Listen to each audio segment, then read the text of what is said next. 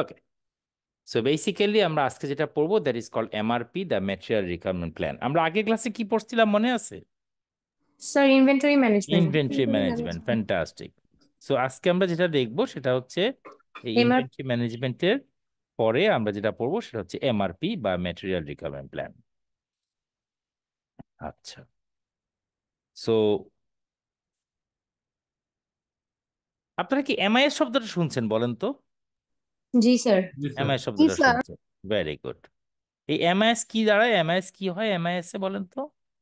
Management information system. Management management information system. Information. Basically, what we are doing, we are trying to facilitate the management through some kind of information.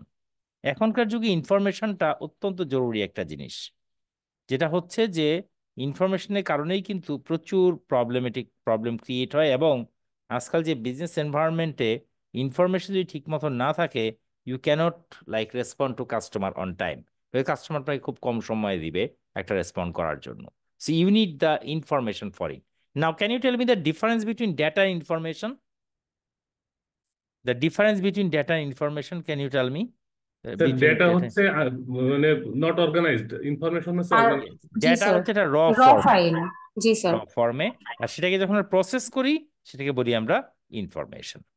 Okay, so এই এমআরপিটাও কিন্তু one kind of information system to aid in two things. One is managing dependent demand inventory, and second thing is scheduling replenishment orders. So first thing হচ্ছে managing dependent demand inventory. Now the question is, how can you distinguish between dependent and independent demand inventory? So dependent demand inventory basically uh,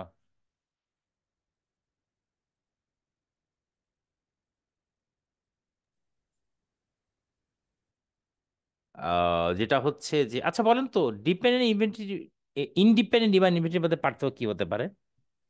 sir dependent হচ্ছে একটা ফোনের যদি component আমরা হচ্ছে আহ চিন্তা করি, তো জি, ওইটা তো ফোনটা ডিপেন্ড করবে না ওই কম্পোনেন্টের উপরে। আচ্ছা, অনেকটাই তাই, অনেকটাই তাই। আমরা একটু ডিপেন্ডেন্ট হচ্ছে স্যার, জি বলেন। মানে ডিপেন্ডেন্ট হচ্ছে যে সে ফাংশনিং এর জন্য কারোর উপরে নির্ভরশীল, আর ইন্ডিপেন্ডেন্ট হচ্ছে সে নিজেই কাজ করতে পারে। হ্যাঁ, এখন এটা কাজের ক্ষেত্রে না, যেহেতু you're talking about the material side over here, so আমরা এখানে ম্যাটেরিয়াল বা কম্পোনেন্টের কথা চিন্তা করব। সো এই যে আমরা যে ক্লাসে যে মাল্টিমিডিয়া প্রজেক্টর ইউজ করি, বলেন তো এই মাল্টিমিডিয়া প্রজেক্টর কি আহ, এই মাল্টিমিডিয়া প্রজেক্টর কি আপনার আমরা এখানে বানাই, অ্যাসেম্বল করি, নাকি আমরা ইনটেক বাইরে থেকে নিয়ে আসি?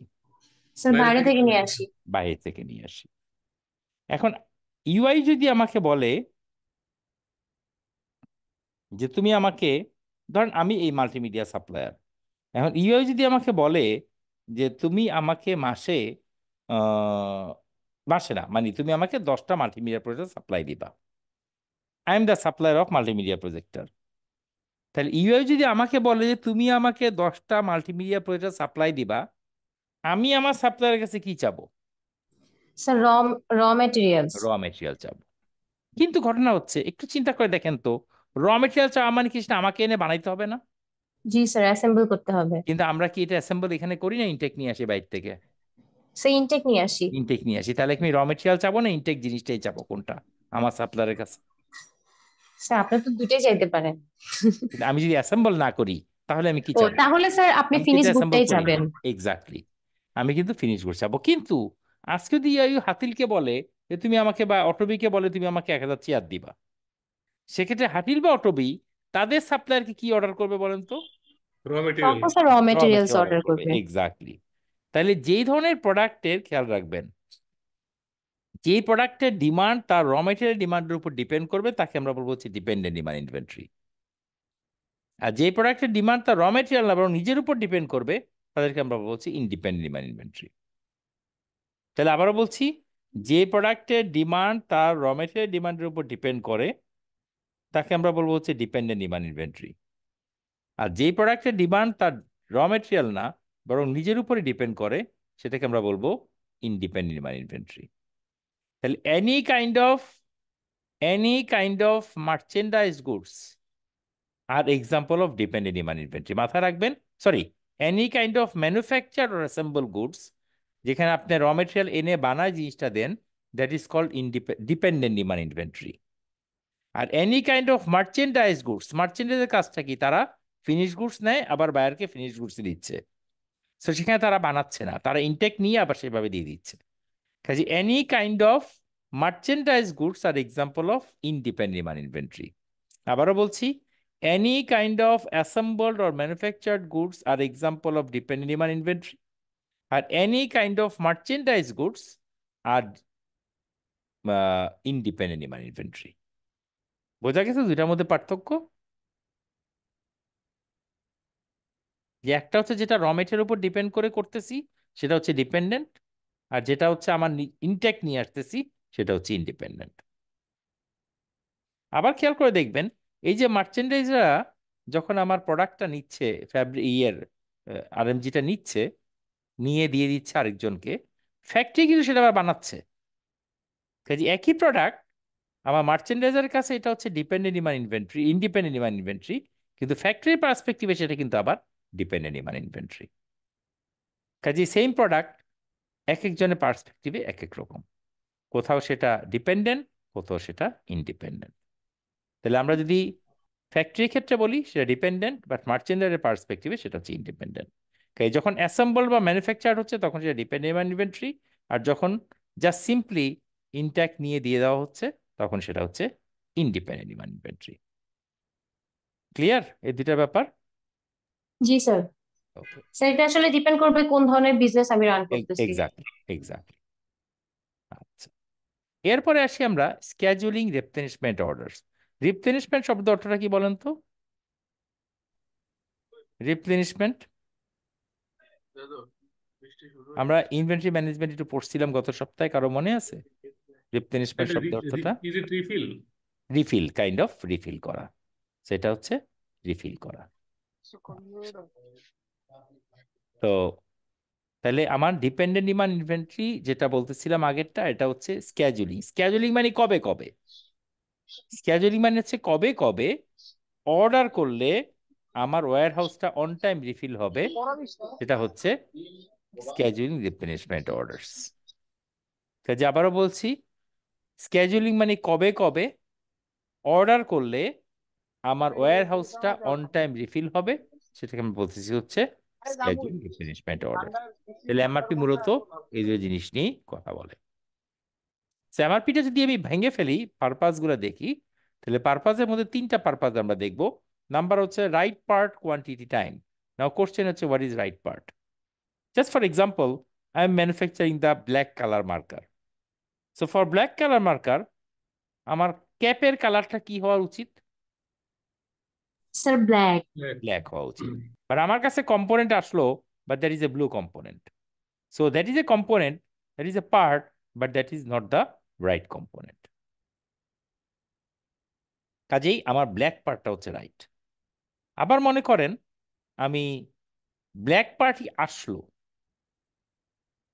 আমার ব্ল্যাক পার্টি আসলো, কিন্তু সমস্যা হচ্ছে ট্যাপ খাওয়া, ফাটা, স্ক্র্যাচ এগুলা, তো সেটা কিন্তু রাইট পার্ট। তার মানে যেই কম্পোনেন্টটা ইউজেবল, আমি আমার প্রোডাক্ট ইউজ করতে পারবো, সেটাই হচ্ছে রাইট পার্ট।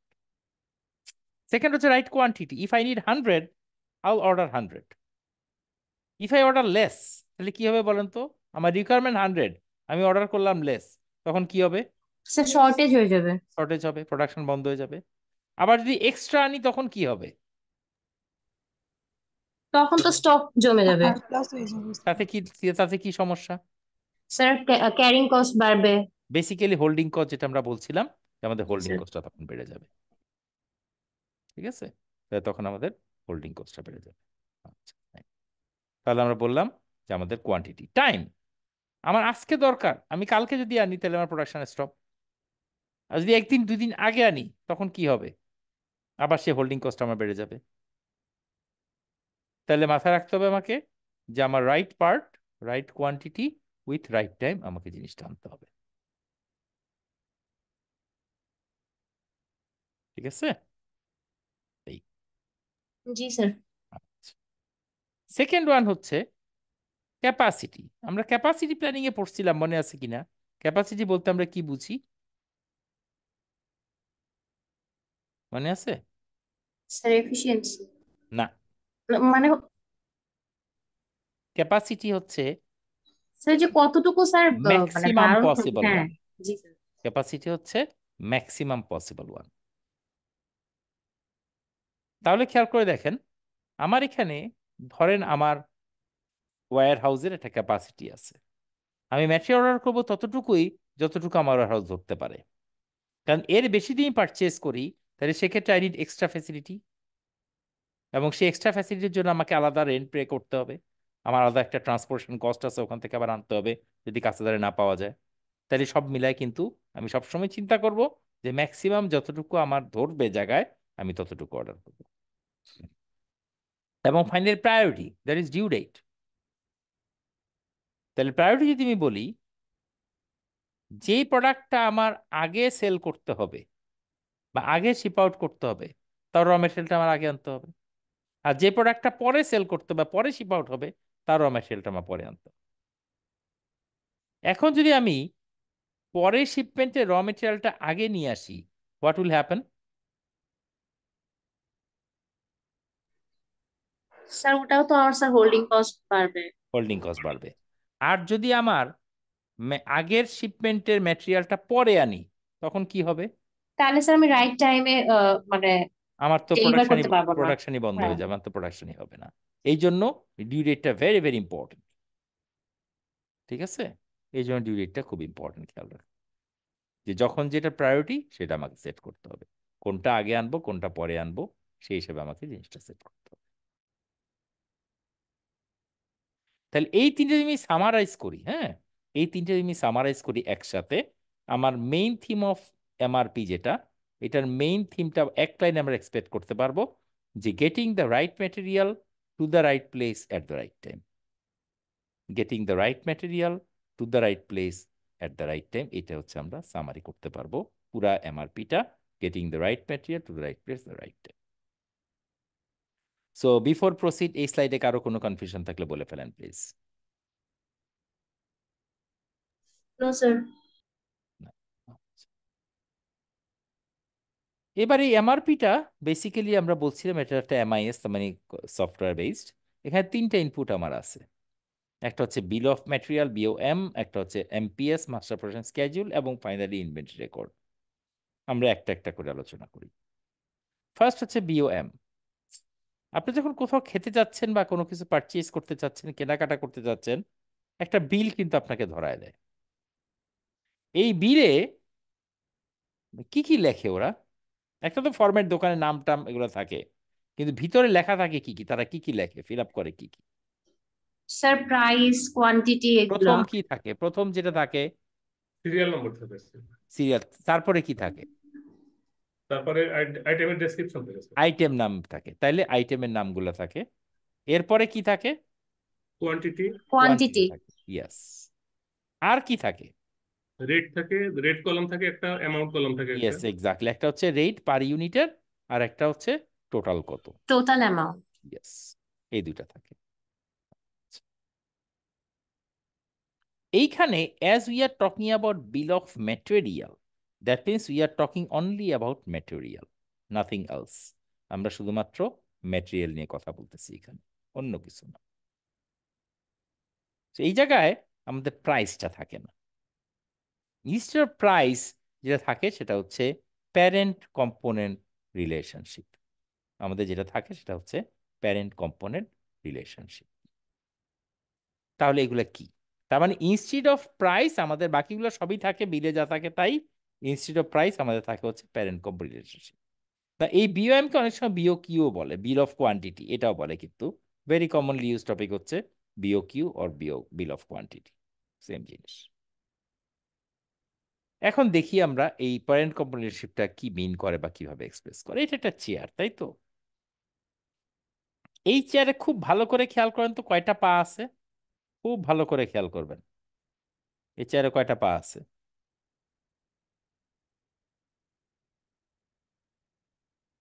বলেন। পা তো চারটায় আছে স্যার। একটু ভালো করে অবজার্ভ করেন।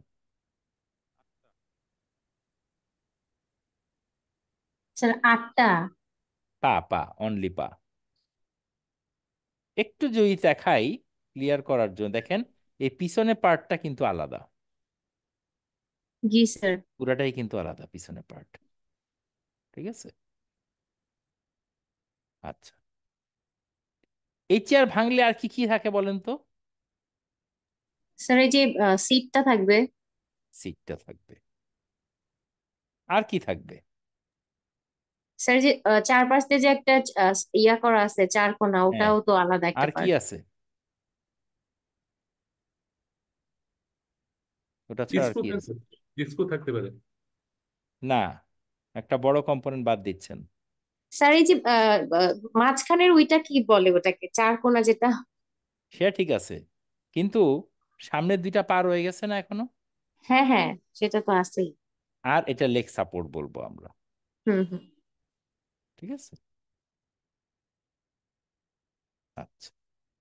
এখন তার মানে বেসিক্যালি কি হচ্ছে, যে আমার কিন্তু এই চারটাতে আমি ভাগ করতে পারতেছি। ওকে, নেক্সট, আমি যদি দুই পাশ থেকে দুইটা এই দুইটা লম্বা রড যদি আলাদা করে ফেলি, তাহলে এটা বের হয়ে যায় না ভিতর থেকে? জি জি স্যার। আচ্ছা, আবার তাইলে দুইটা পা বের হয়ে গেল, ব্যাক লেগ। সিটের মধ্যে কি কি ছিল, সি সাব অ্যাসেম্বলির মধ্যে বলেন তো?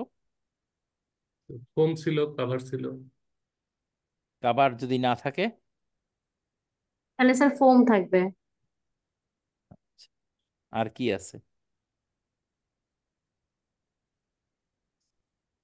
আর কি আছে এখানে, দেখা যায় কিছু? এই ফোমটা বসে কিসের উপরে? কাঠের উপরে বসে, চারটা কাঠের উপরে। আচ্ছা, এটাকে আমরা বলি সিট ফ্রেম বোর্ড।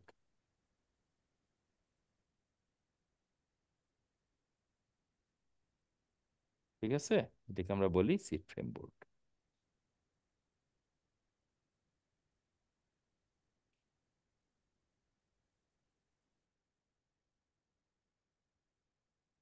ওকে, সিট ফ্রেম বেসিক্যালি সিট ফ্রেমের উপরে বসে। আর সিট ফ্রেম এরকম কয়টা বোর্ড দিয়ে তৈরি? এরকম এগুলো হচ্ছে এক একটা বোর্ড, এগুলাকে আমরা বলি এক একটা বোর্ড। তাহলে চারটা। চারটা বোর্ড চারটা দিয়ে। দিয়েছে। ইয়েস। তো এই যখন আমি চেয়ারটা দেখতেছি, দেখেন এখানে আমি কি বলতেছি, যে সবগুলো আইটেম আমার অলরেডি আছে, কোয়ান্টিটি আমার গুনে গুনে বলতে হচ্ছে, বাট প্যারেন্ট কোম্পানি রিলেশনশিপটা কিন্তু আমি বুঝতে পারতেছি না এখানে। প্রবলেমটা হচ্ছে এখানে, যে প্যারেন্ট কোম্পানি রিলেশনশিপটা আমি বুঝতে পারতেছি না। ওকে, এবারে যদি আমরা এটাকে ক্লিয়ার বোঝার জন্য যেটা করব আমরা, সেটা হচ্ছে যে আপনারা ম্যানেজমেন্টে বা অর্গানাইজেশন বিহেভিয়ারে অর্গানোগ্রাম জিনিসটা পড়ছেন না? জি স্যার। অর্গানোগ্রাম, আচ্ছা। অর্গানোগ্রাম বা অর্গানাইজেশন স্ট্রাকচারে আমাদের যদি স্ট্রাকচারটা এইভাবে করবো, আমরা প্রথমে প্রথমে আমরা দেখবো চেয়ারটাকে ভেঙে আমরা কয়টা কম্পোনেন্ট পেলাম। একটা পেলাম রেরাব্যাক, একটা হবে সিট, একটা হচ্ছে ফ্রন্ট লেগ, লেগ সাপোর্ট। তাহলে এই চেয়ারটাকে আমরা বলবো সিইও বা whatever, MD or whoever, normally অর্গানোগ্রামে রাখি সেটা। সেখান থেকে আমার দেখেন পরবর্তী ধাপে, ডাইরেক্টর ধাপে বা ম্যানেজারের ধাপে আমার আসলো layer back sub assembly, front leg, leg support and leg sub assembly, C sub assembly. এবং তার ডানে ডানে কিন্তু বক্সের পাশাপাশি সংখ্যা লেখা আছে। কিন্তু যদি আপনাদের পরীক্ষার সময় বা রিয়েল লাইফে কখনো এই বক্সের পাশে সংখ্যা না লেখা থাকে, তাহলে বুঝে নেবেন দ্যাট ইজ ওয়ান। তার মানে এই যেমন চেয়ারের পাশে কোনো কিছু লেখা নাই, তার মানে ওয়ান। কাজে ওয়ান থাকা না থাকার মধ্যে কিন্তু কোনো পার্থক্য নেই, মাথায় রাখবেন। ওয়ান থাকা না থাকার মধ্যে কোনো পার্থক্য নেই। ওকে,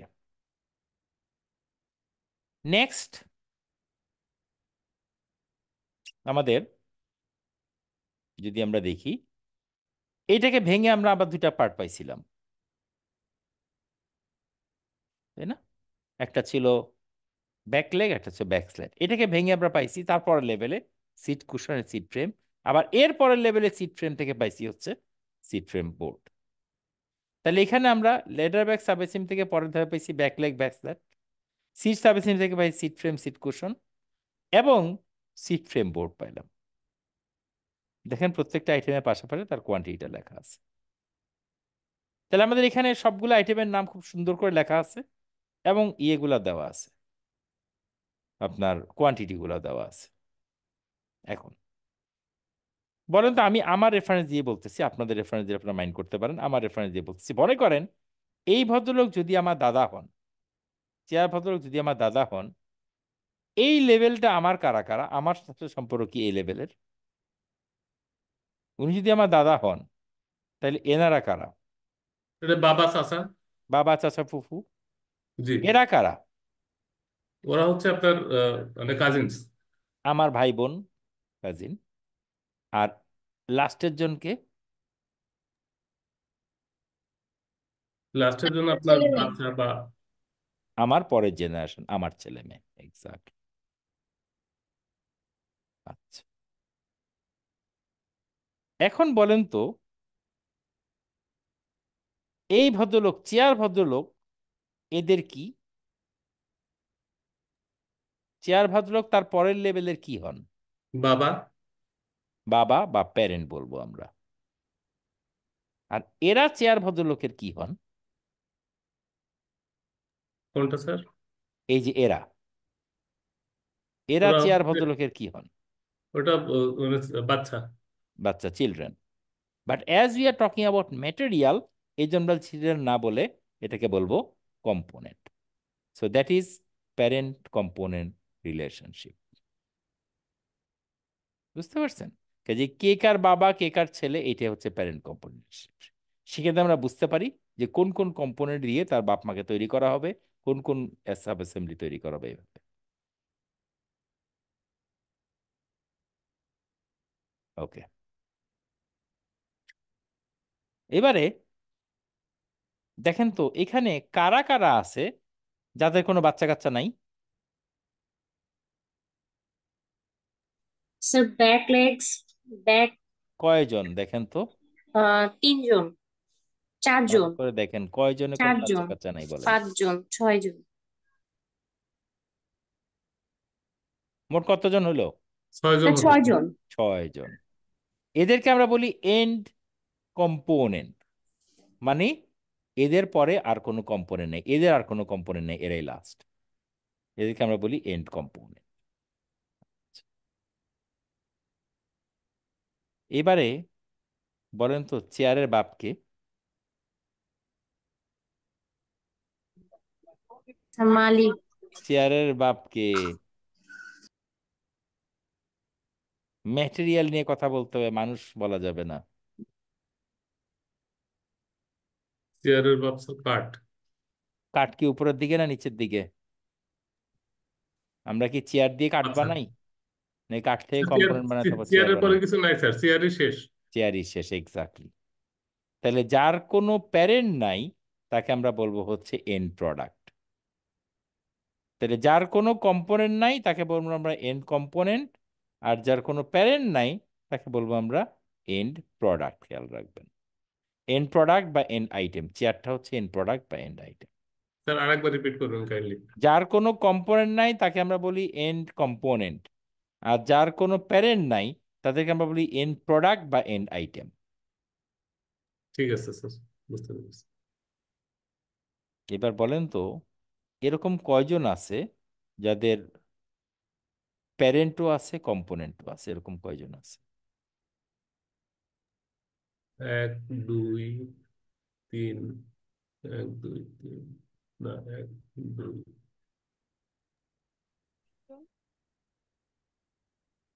3 জন স্যার। 3 জন। এদের কিন্তু প্যারেন্টও আছে, কম্পোনেন্টও আছে। এদেরকে আমরা বলি হচ্ছে ইন্টারমিডিয়েট আইটেম। ইন্টারমিডিয়েট মানে কি? মাঝামাঝি। উপরেও কেউ আছে, নিচেও কেউ আছে, তারা উপরেও না নিচেও না, তার মানে তারা বলছি আমরা ইন্টারমিডিয়েট আইটেম। এখন এই ইন্টারমিডিয়েট আইটেম তিনটার মধ্যে দেখেন দুইটার নামে সাব অ্যাসেম্বলি লেখা আছে, আরেকটার নামে কিন্তু সাব অ্যাসেম্বলি লেখা নেই। খেয়াল করছেন? দুইটার নামে সাব অ্যাসেম্বলি লেখা আছে কিন্তু আরেকটার নামে কিন্তু সাব অ্যাসেম্বলি লেখা নাই। খেয়াল জি করছেন স্যার। জিনিসটা? জি। তাইলে একটু দেখেন তো দুইটার মধ্যে স্ট্রাকচারগত পার্থক্য কি আছে। দুইটার মধ্যে স্ট্রাকচারগত পার্থক্য কি আছে দেখেন তো। যে দুইটা সাব-অ্যাসেম্বলি লেখা আছে, আরেকটা সাব-অ্যাসেম্বলি লেখা নাই। স্যার এই প্রথম দুইটা থেকে স্যার দুইটা এন কম্পোনেন্ট বের হয়েছে। এক্স্যাক্টলি। তাহলে যেই ধরনের ইন্টারমিডিয়েট আইটেমগুলা মোর দেন ওয়ান টাইপ, মোর দেন ওয়ান না কিন্তু মোর দেন ওয়ান টাইপ অফ কম্পোনেন্ট দিয়ে তৈরি, মিনিমাম টু, তাদেরকে আমরা বলি সাব অ্যাসেম্বলি। আর যে ধরনের প্রোডাক্ট বা কম্পোনেন্টগুলা অনলি সিঙ্গেল টাইপ, ইয়ের quantity doesn't matter, but only single type দিয়ে তৈরি, তাদেরকে আমরা বলি হচ্ছে মানে ইন্টারমিডিয়েট আইটেমে রাখি, সাব অ্যাসেম্বলি না। এই সাব অ্যাসেম্বলি হচ্ছে, মাথায় রাখবেন, ইন্টারমিডিয়েট আইটেমের একটা স্পেশাল টাইপ, যেখানে আমার মোর দেন ওয়ান টাইপ অফ কম্পোনেন্ট দিয়ে সেটা তৈরি হয়, সেটা হচ্ছে সাব অ্যাসেম্বলি। আর যেখানে only single type of component তৈরি হয়, সেটাকে আমরা সাব অ্যাসেম্বলি বলবো না, ইন্টারমিডিয়েট আইটেম বলবো। তার মানে all sub assemblies are intermediate item, but not all intermediate items are sub assembly. খেয়াল রাখবেন যে সাব অ্যাসেম্বলি সবই ইন্টারমিডিয়েট, আর সব ইন্টারমিডিয়েট কোনো সাব অ্যাসেম্বলি না, কারণ কিছু সাব অ্যাসেম্বলি কিছু সাব অ্যাসেম্বলি না, এইভাবে জিনিসটা হয়। বুঝতে পারছেন? কাজেই সাব অ্যাসেম্বলি হচ্ছে অনলি দোজ যেগুলা more than one type of component থেকে তৈরি, তাদেরকে আমরা বলি সাব অ্যাসেম্বলি। আর বাকিগুলা রেগুলার ইন্টারমিডিয়েট। তাহলে এগুলোর মধ্যে সবই কি ক্লিয়ার হয়েছে না হয়নি বলবেন? হয়েছে স্যার। তাহলে আমার এখানে কাজটা কি দেখেন, একটা চেয়ার যদি হয়, একটা চেয়ার তৈরি করতে গেলে আমার কয়টা সিট ফ্রেম বোর্ড লাগবে?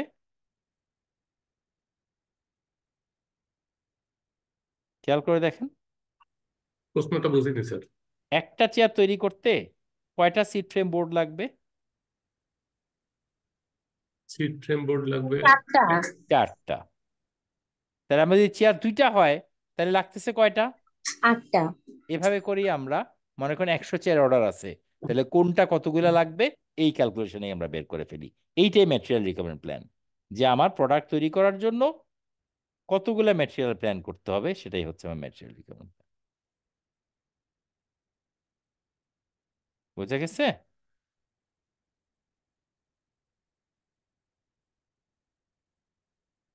কোশ্চেন থাকলে বলে ফেলেন প্লিজ। এটা নিয়ে কারো স্যার কোনো এখানে কোশ্চেন? হচ্ছে যেগুলো হলো, বলেন। স্যার যেগুলো হচ্ছে এন কম্পোনেন্ট, ওগুলোই স্যার ইন্ডিপেন্ডেন্ট না? যেগুলা এন্ড, যদি আমি এভাবে বলি, কাস্টমার আমার কাছে চেয়ার অর্ডার করলো, যদি এটা ডিপেন্ডেন্ট ইমান ইনভেন্টরি হয়, তাহলে আমি আমার সাপ্লায়ার কাছে কি অর্ডার করব? So, যদি আপনি আমার অ্যাসেম্বল না কাস্টমার করেন আমাকে তাহলে তো র চেয়ার অর্ডার ম্যাটেরিয়াল। করলো, তাহলে যদি এটা ডিপেন্ডেন্ট ইমান ইনভেন্টরি হয়, সেক্ষেত্রে আমি আমার সাপ্লায়ারকে কি অর্ডার করব? Sir chair. ভালো করে মেটেরিয়ালস। শুনুন। যদি এটা ডিপেন্ডেন্ট ইমান ইনভেন্টরি হয়, তাহলে আমাকে যদি কাস্টমার চেয়ার অর্ডার করে, আমি আমার সাপ্লায়ারকে কি অর্ডার করব? Raw materials. র মেটেরিয়াল। ওই যে 6টা এন্ড কম্পোনেন্ট ছিল, দোজ আর দ্য র মেটেরিয়াল, আমি আমার সাপ্লায়ারকে ওগুলো অর্ডার করব। আর যদি ইন্ডিপেন্ডেন্ট ইমান ইনভেন্টরি হয়, তাহলে কাস্টমার যদি আমাকে চেয়ার অর্ডার করে, আমি তখন কি অর্ডার করব? Sir chair finish goods. চেয়ারই অর্ডার করব। তাইলে মাথায় রাখবেন যে ইন্ডিপেন্ডেন্ট হইলে যা অর্ডার করবে তাই আমি অর্ডার করব, আমি সিম্পলি এনে দিব, ট্রেডিং, নাথিং এলস। আর যদি ডিপেন্ডেন্ট হয়, তাহলে আমি র মেটেরিয়াল আনবো, এনে আমি বানাবো, বানায় তারপর দিব। এই হচ্ছে দুইটার মধ্যে পার্থক্য। স্যার ইন্ডিপেন্ডেন্ট হলে ট্রেডিং আর ডিপেন্ডেন্ট ইয়েস, হলে ম্যানুফ্যাকচারিং। Manufacture, exactly. আর কারো কোনো কোশ্চেন? যে পাশে 1 2 4 লেখা, এগুলো হচ্ছে নাম্বার, কোন কম্পোনেন্ট কতগুলো প্রত্যেকটা লাগবে। কয়টা করে কম্পোনেন্ট, এটা হচ্ছে কম্পোনেন্ট সংখ্যা। ওকে ওই যে ঠিক আছে। ইউজেস কোয়ান্টিটি, ওই ইউজেস কোয়ান্টিটি, এটা বোঝা গেছে? জি স্যার। আমি 2-3 জন রেসপন্স পাই, বাকিরা কি সব ঘুমাইতেছেন না আছেন? বুঝতেছি না। স্যার সবাই প্রেজেন্ট। নাকি শুধু, হ্যাঁ জি স্যার। প্রেজেন্ট মানে কি, স্যার অনলাইনে প্রেজেন্ট স্যার নাকি জি আজকে স্যার শুনতেছে, কোনটা? জি স্যার রেসপন্স তো পাইতেছি না বেশি। স্যার রাস্তায় তো ও আচ্ছা, আশেপাশের রাস্তায়, মানুষ আচ্ছা ঠিক আছে, তাকায় মানুষে থাকে। পাগল বলবে তাই তো, জি স্যার। এই কথাগুলো তো কইলে। আচ্ছা ফাইন। এবার আমরা সেই সেকেন্ডটা, এমপিএস মাস্টার প্রোডাকশন স্কেডিউল। এখানে হচ্ছে যেটা আমরা বলছি, details of how many end items, details of how many end items বা এন্ড প্রোডাক্ট, যেটা আমরা বলছিলাম চেয়ার, বলেছি এন্ড প্রোডাক্ট বা end item. So details of how many end products will be produce within a specified periods of time, যে আমার specified period of টাইমে কতগুলো প্রোডাক্ট আমার অর্ডার আছে বা বানাবো। একটা ছোট্ট এক্সাম্পল আমরা দেখি।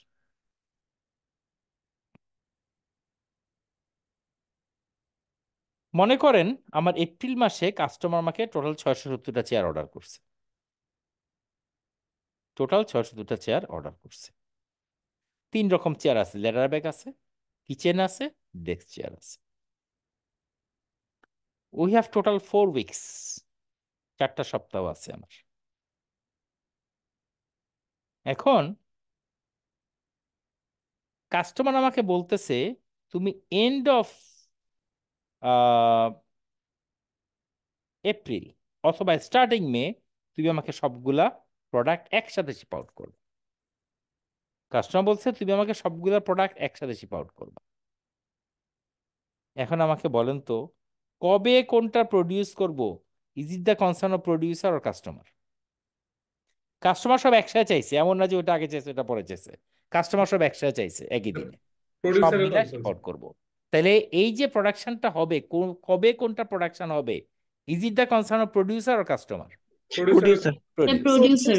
As a producer, what my plan was to produce 150 Arabic chair on week number 1, then 200 chair on week number 2 and 3, and 400 120 kitchen chair on week number 4.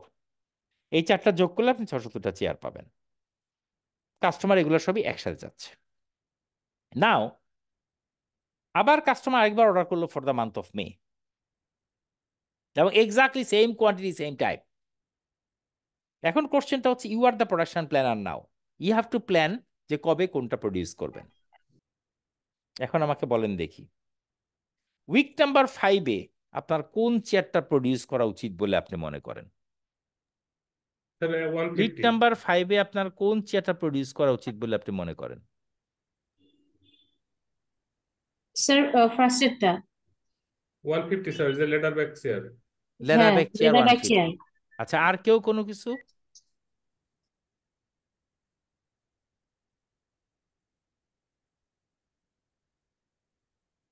আর আর আর আর কারো কোনো কিছু?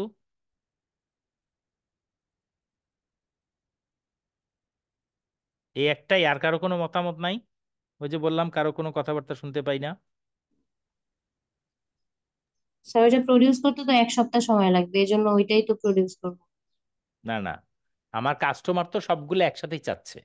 তাহলে হুম। কোশ্চেনটা হচ্ছে, আমি উইক নাম্বার 5-এ ল্যারাবেও করতে পারি, কিচেনও করতে পারি, ডেস্কও করতে পারি। আপনার হুম। প্রেফারেন্স কোনটা?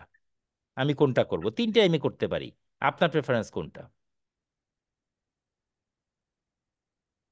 স্যার আমি আমার মতামত চেঞ্জ করছি স্যার, এটা আমরা কিচেন চেয়ার করতে পারি স্যার। তাহলে লেদার ব্যাগ পাইলাম, কিচেন পাইলাম, আর কেউ?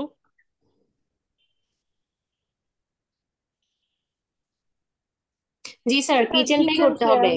কারণ হচ্ছে স্যার এইটা যেহেতু 4 সপ্তাহ কম লাগবে, অ্যামাউন্ট। তো এই জন্য আমি প্রথম থেকে যদি প্রডিউস করি তাহলে এটা শেষে গিয়ে 4 কেন? উইকস লেটার আমি এটা পাবো আর কি, মানে কেন? কে কাস্টমারকে। বলছে 4 সপ্তাহ সময় লাগবে?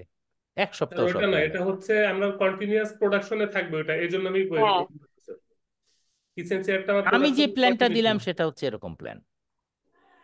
যেহেতু আপনারা কেউ ডেস্ক চেয়ারে কথা বলেননি, তাদের মন খারাপ হবে, এই জন্য আমি ডেস্ক চেয়ারকে আগে রাখছি। যারা কিচেন চেয়ারে কথা বলছেন তারা কি এরকম একটা প্ল্যানের কথা বলছিলেন? দেখেন তো, জি স্যার। এরকম একটা প্ল্যানের কথা বলছিলেন। অথবা এইভাবেও আমি বলতে পারি, এটাও একটা প্ল্যান হতে পারে। কোশ্চেনটা হচ্ছে, এই প্ল্যানের সুবিধাটা কি? প্রোডাকশনের কন্টিনিউয়েশন স্যার। তাতে কি লাভ? স্যার ওই যে মানে চেঞ্জ ওভার দরকার হবে না।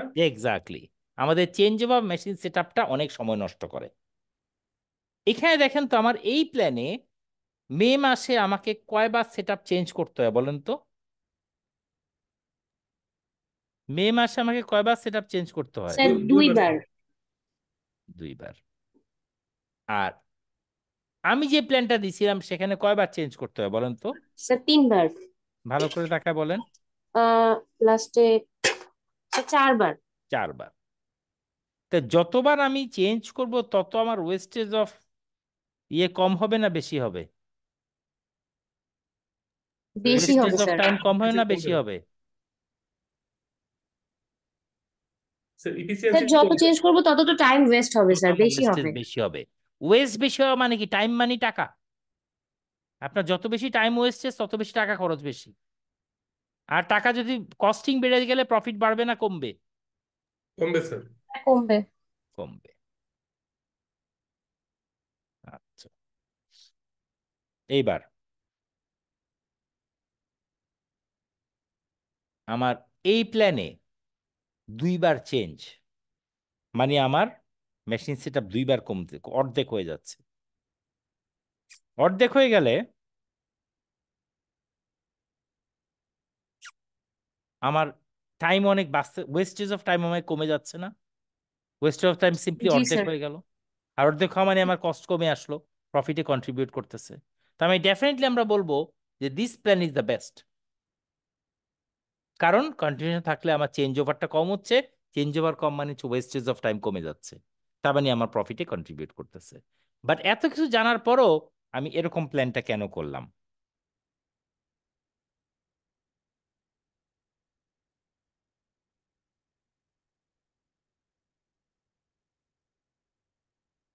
বলেন।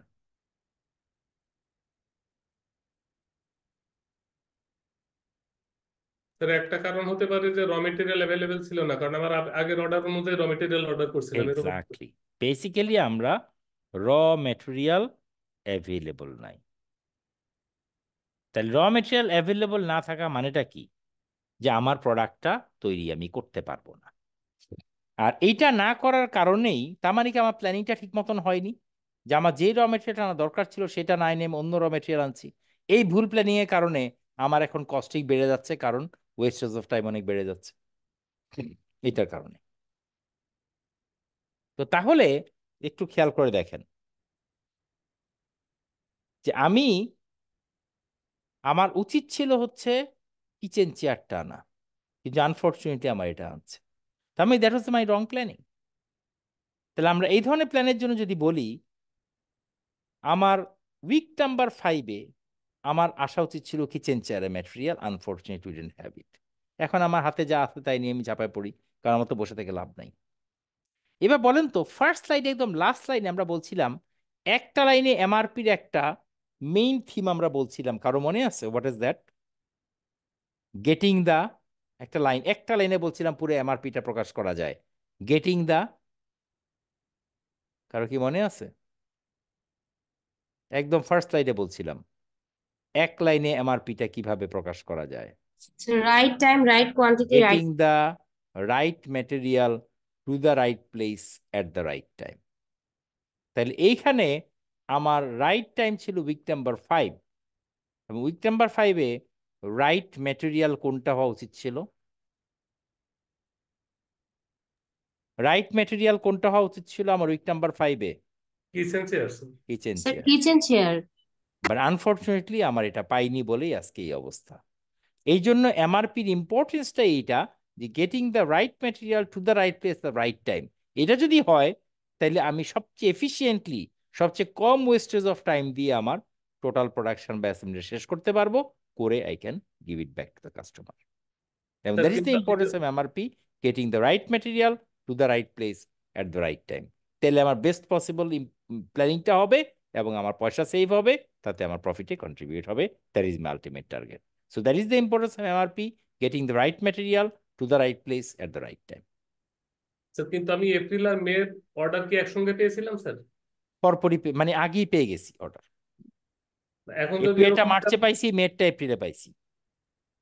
তো মার্চে যখন এপ্রিলের অর্ডার পেয়েছি তখন তো আমি মের অর্ডার পাইনি স্যার, সে অনুযায়ী আমি এপ্রিলের অর্ডার করছিলাম, তাহলে ইয়েস, মেটা আমি আবার এপ্রিল অর্ডার করবো মেয়ের জন্য।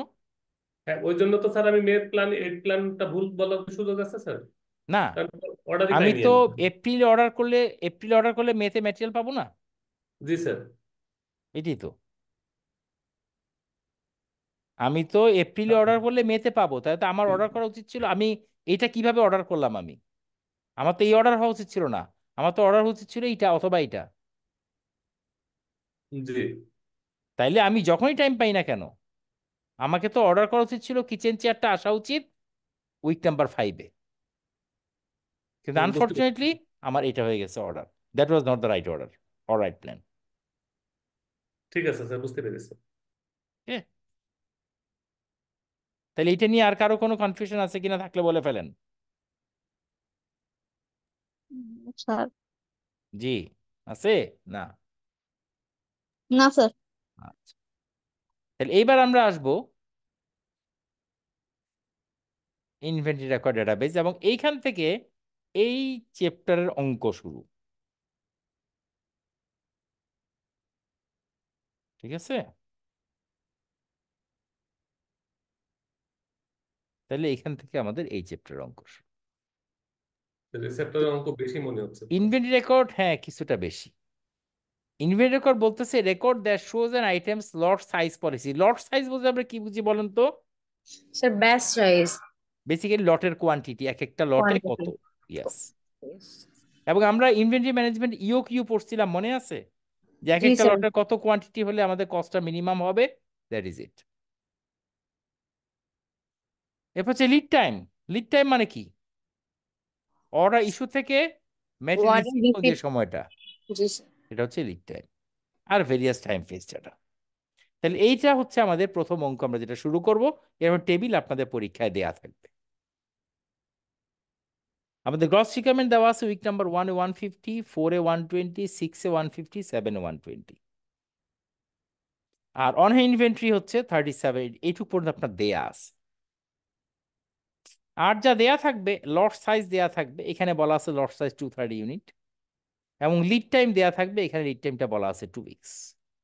সো লিড টাইম 2 উইকস মানে if I order it today, when should I receive it? Sir 2 weeks later. After 2 weeks. Very good. আর লট সাইজ মিনস প্রতিটা লটে I have to get 230, not less আর not more. এখন বলেন তো আমার হাতে কত আছে? Sir on hand 150। কত আছে, না অন হ্যান্ড কত আছে আমার হাতে? 37 37। 37। বাট ফার্স্ট উইকে আমার রিকোয়ারমেন্ট কত? 150। 150। Do I have enough or not? না no sir, sir. We don't have enough. কিন্তু আজকে আমি অর্ডার করি, when can I receive it? 2 weeks later. Weeks later. তাতে লাভ আছে, আমার তো কাস্টমার চাইছে এই উইকে। জি স্যার। এখন হাওয়ার থেকে আমরা একটা লট পেয়ে গেলাম।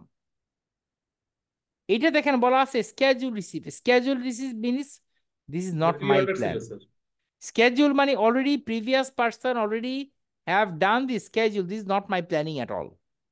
আগের একজন এরকম একটা ফোরকাস্ট করে আগেই অর্ডার করে গেছেন, আমি রিসিভ করছি। এখানে আমার কোনো ক্রেডেনশিয়াল নাই, এখানে আমার কোনো কন্ট্রিবিউশন নাই। তার মানে এই শিডিউল রিসিপ্টে আপনার হাত দেওয়ার কোনো রাইট নাই। পরীক্ষায় আমি দিয়ে দিলে দিব, নাইলে থাকবো না। মানে যদি না দিয়ে দিই তাহলে 0, দিয়ে দিলে তো যা দিলাম তাই। তাহলে এই যে 230 এবং 37 মাথায় রাখবেন, এই দুটো যদি আমি দিয়ে না দেই 0 ধরে অঙ্ক করবেন। আর দিয়ে দিলে তো যা কোয়ান্টিটি তাই, নিজেরা কিন্তু কোনো কিছু বসাতে পারবেন না। মাথায় রাখবেন, স্কেডিউল রিসিপ্ট, অন ইনভেন্টরি নিজেরা কোনো কিছুই বসাইতে পারবেন না। আচ্ছা, এইবারে দেখেন তো, তাহলে এই পর্যন্ত আপনাদের পরীক্ষা দেয়া থাকবে। That is your question. এই পর্যন্ত পরীক্ষা দেয়া আছে। এখন বলেন তো আমার হাতে অন হ্যান্ড কত ছিল, মনে আছে কারো? এই যেখানে দেখাই যাচ্ছে অন হ্যান্ড কত ছিল।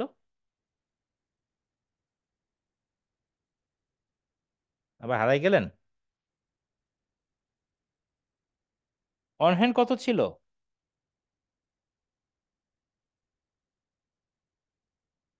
আমাকে কি শোনা যাচ্ছে? হ্যালো? হ্যালো? রেকর্ডিংটা অন করলাম। আপনার দুইটা পরে এক করে নিয়েন। সো এক করার দেখে আমি এক করে দিতে পারি ভালো, নাহলে ডিফিকাল্ট। আচ্ছা, এনিওয়ে,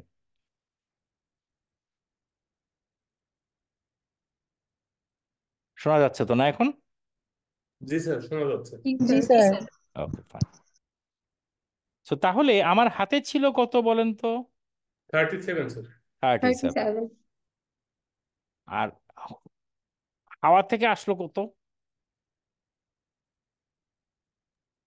স্যার স্যার 230। 230। 230 আসলো হাওয়া থেকে।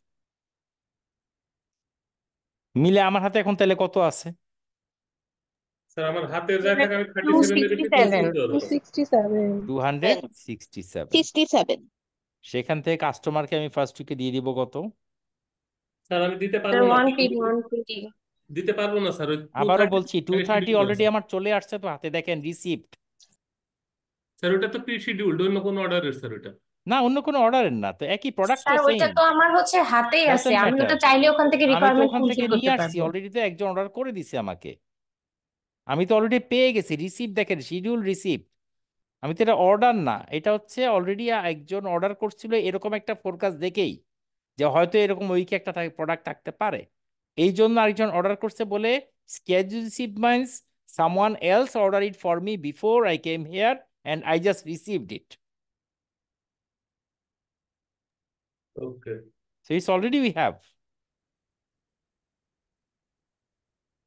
বুঝতে পেরেছি স্যার। ঠিক আছে, ওকে ফাইন। তাহলে আমার 230 প্লাস 37 কত? 267। সেখান থেকে 150 চলে গেল। জি স্যার।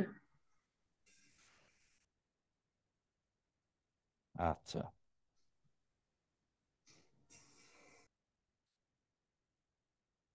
তাহলে থাকলো কত? 150 দিয়ে দিলে 117 থাকলো স্যার।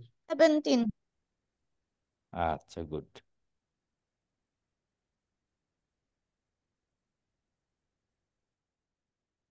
এটা কি সবাই ক্লিয়ার? Yes sir. জি কারো স্যার। কোনো কনফিউশন বলে ফেলেন, পরে কিন্তু আর ফেরত আসবো না। না স্যার। ওকে, নেক্সট কোনো অর্ডার আছে? না স্যার। না না স্যার। যা ছিল তাই থাকবে, জি স্যার। এরপর যা ছিল তাই থাকবে। এখন আমার হাতে আছে কত? 117। 117। আর কাস্টমার রিকোয়ারমেন্ট কত? 150। ও আচ্ছা, এনাফ? 120। ইয়েস। এনাফ আছে? না না। No shortage sir. শর্ট আছে কয়টা? তিনটা। তিনটা। নাও রিমেম্বার ওয়ান থিং, যখন এখানে লট সাইজ দেখা থাকবে, তার মানে মাথায় রাখবেন even I do have only one piece short,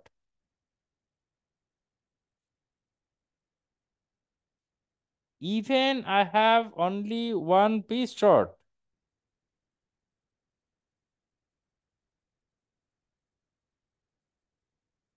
I have to get the full lot. এটা মিনিমাম অর্ডার কোয়ান্টিটি তাহলে এটা। মানে এটা হচ্ছে আমার অর্ডার কোয়ান্টিটি। বুঝতে পেরেছি, মিনিমাম এটা অর্ডার করতে হবে। ইয়েস।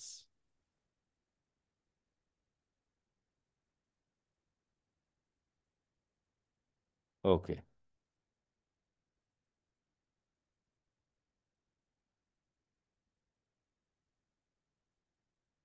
তাইলে আমার এমন ভাবে প্ল্যান করতে হবে so that I can receive one lot on week number 4।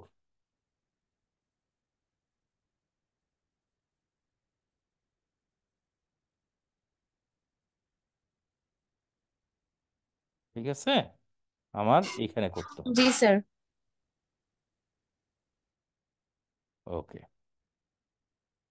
Sir এটা একটু আরেকবার বুঝাবেন, আমাদের 230টা কেন আসলো?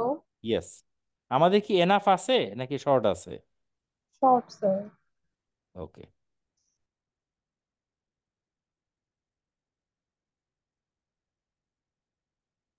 তাহলে একটু আমার প্রবলেমটা একটু জানাই নেই। তাহলে দেখেন, আমাদের একটাও শর্ট থাকে, I have to get the full lot, lot ভাঙা যাবে না। আমাকে একটু একটু আমি একটু নেটের ব্যাপারে কথা বলি না, একটা মিনিট।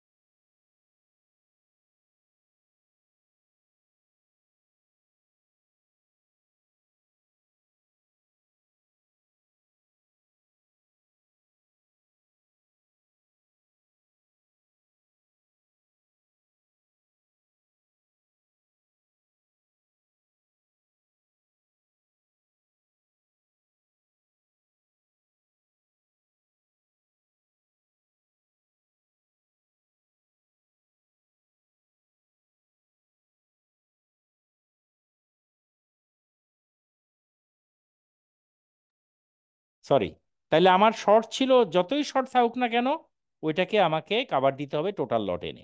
তাহলে আমার শর্ট ছিল কয়টা? তিনটা তিনটা। তিনটা। তাহলে আমি 230টা থেকে তিনটা যদি কাস্টমারকে দিয়ে দেই, আনলাম 230, তিনটা দিয়ে দিলাম শর্টটা, তাহলে আমার হাতে থাকবে কয়টা? 227টা। ক্লিয়ার হয়েছে? জি স্যার। জি স্যার। এখন আমার হাতে আছে 227, লাগে কত? রিকোয়ারমেন্ট কত? 150 স্যার। এনাফ আছে না 150 নাই?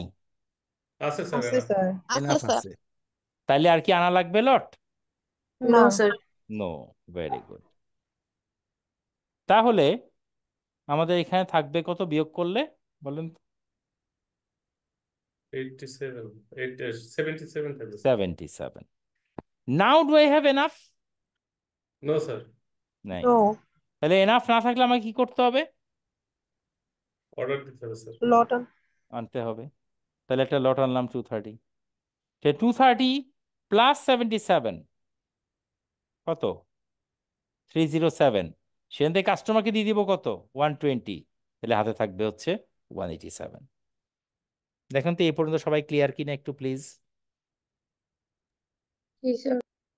কারো জি কোনো স্যার। কনফিউশন থাকলে বলে ফেলেন প্লিজ।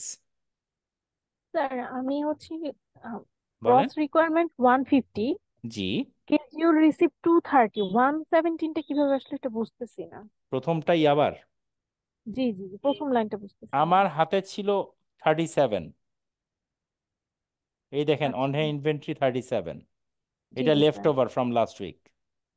R okay. হাতে আসলো 230। তাহলে এখন মিলে জি আমার হাতে 267 আছে না? জি জি। সেখান থেকে কাস্টমারকে দিয়ে দিব 150। তাহলে আমার হাতে কি থাকবে? ও 170। ঠিক আছে। ওকে। জি জি স্যার। Anyone else? স্যার আমার হচ্ছে উইক 4 এর 230 নিয়ে একটু সমস্যা ছিল। ওকে ফাইন, বলে ফেলেন। স্যার এই এখানে তো সমস্যাটা কি বলছে কেন হচ্ছে, লাগতেছে? আমার স্যার শর্ট যে আছে টু না, উইক 4 এ উইকস। লাগে কত? 120 না? স্যার ওটা বুঝতে পেরেছি, বাট আমার কথা হচ্ছে স্যার আমার তো হচ্ছে আহ, আমি যদি অর্ডার করি আজকে তো আমার তো 2 সপ্তাহ লাগবে ওই আমি জন্য অর্ডার বলছি। করিনি। ও লেখা আচ্ছা, আছে ওকে। দেখেন প্ল্যান রিসিভ। আমাকে এমন ভাবে প্ল্যান করতে হবে so that I can receive 1 lot on week number 4। আমরা ব্যাক ওকে ওকে ক্যালকুলেশন ওকে। করতেছি যে আমার ঠিক আছে কবে ঠিক আছে। লাগবে, তার উপর ডিপেন্ড করবে আমি কবে অর্ডার করব। এটা আমরা এখন আসবো। ওকে। তাহলে আমাদের লিড টাইম কত বলা আছে? 2 উইকস। 2 উইকস। তাহলে if I order it today, when should I receive it? After 2 weeks. 6th week। তাহলে if I want to have it today then? Before 2 weeks. 2nd week। তার মানে উইক নাম্বার 4 এর জন্য আমি কবে অর্ডার করব? Week number 2-তে। 2nd week এ 2 আর উইক নাম্বার 7 এর জন্য কবে অর্ডার করব? 5th উইকে স্যার। 5। ওকে, এই তো অঙ্ক। That means sir plan receipt হচ্ছে যখন আমার লাগবে, জি, আর প্ল্যান প্ল্যান রিসিপ্ট অর্ডার হচ্ছে রিলিজ কখন হচ্ছে আমার যখন আমি দরকার, অর্ডার অর্ডার করব। রিলিজ হচ্ছে কখন আমি অর্ডার করব। ঠিক তাহলে আছে। কখন লাগবে তার উপর বেস করে আমি অর্ডার করব। ঠিক আছে স্যার। তাহলে এই অঙ্ক নিয়ে কারো কোনো কনফিউশন প্লিজ? কনফিউশন নেই স্যার। ওই যে মানে এমন তো হবে না যে অর্ডার আছে কিন্তু আমার ওপেনিং ব্যালেন্সও নাই, বা ওই যে না, এরকম শিডিউল। হবে না, তাহলে অঙ্ক হবে না। ঠিক আছে স্যার। নেক্সট,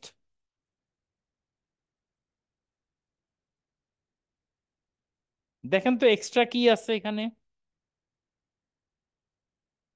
টি স্টক। Safety stock. আচ্ছা,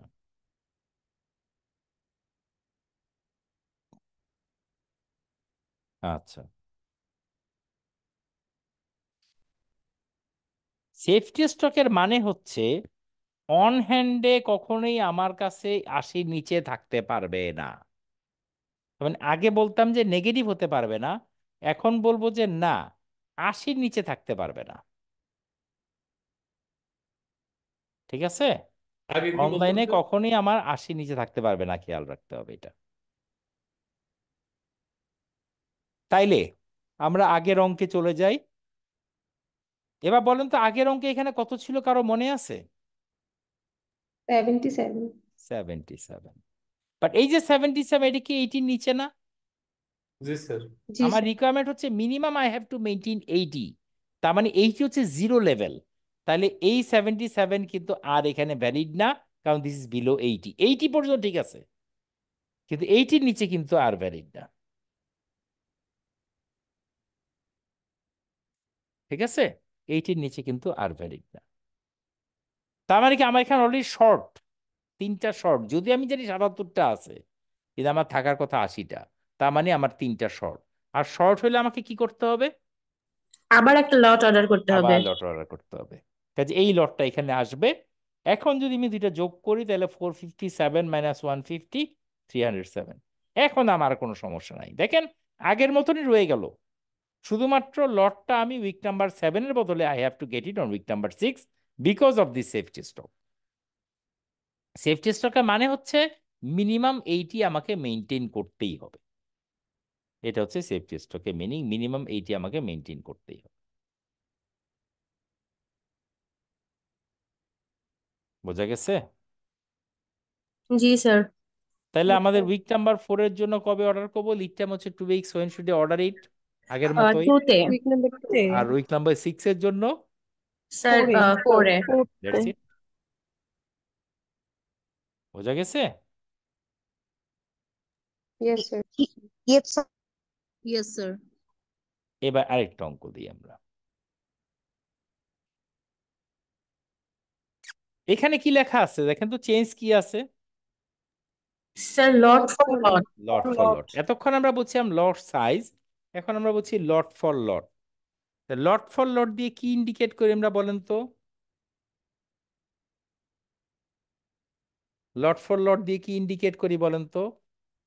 লট সাইজ তো বলতেছিলাম একটা লটের কোয়ান্টিটি এটা, আর লট ফর লট মানেটা কি? মনে নাই। লট ফর লট তো বলিই নেই, মনে থাকবে কই থেকে? করছিলেন আগে? ওসব আন্ডারগ্রেডে করার কথা বিবিএতে। স্যার এটা করছিলাম, বাট এই টার্মটা শুনি না, এটা আজকেই দেখলাম প্রথম। লট ফর লট হচ্ছে লট বলে কিছু নাই। তার মানে কি এখানে আপনার ঠিক যে কয়টা শর্ট ঠিক সেই কয়টাই আনবেন। তাহলে এখানে কয়টা শর্ট ছিল বলেন তো? স্যার 3টা। 3টা। 3টা, আমি 3টাই আনছি। এখন কয়টা শর্ট আছে বলেন তো উইক নাম্বার 6-এ? স্যার 153। তো 50টায় 150, 50টা। এর পরেরটায় 120। 120। 120. That's it. আগের মতো lead time 2 weeks, just 2 weeks আগে। এটা সোজা না? ঝামেলা আমরা নাই। জি ঠিক স্যার। যা সেটুকু নিয়ে আসবো, এর আর আর কোনো ঝামেলা নাই।